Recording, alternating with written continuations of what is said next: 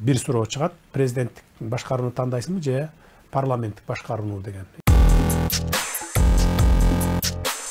Кудай буюрса колдоп берсе, ошо президенттик шайлоо менен биргеликте бир суроо чыгат. Президенттик башкарууну тандайсыңбы же парламенттик башкарууну деген. Эл кайсы формасын тандап алса, ошол формасы менен конституция жазылат. Азыр талкуулар жүрүп атат.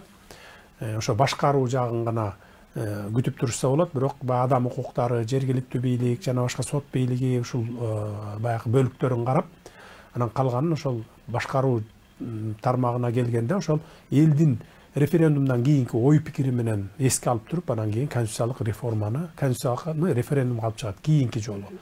Ошол тандалып алынгандан кийин анан бүт конституциялык реформаны жүргүзөбүз. Бул деген сөз ушу мамлекетте, мамлекеттик ишканаларда, министрликтерде, өкмөттө, башкарууда, парламентте дегеле бардык тармакта реформа жүрөт деген сөз. Реформаны Кудай буйрса ушул кийинки элдин кийинки келечегине, мамлекеттин пайдасына иштей тургандай реформаны жасайбыз биз.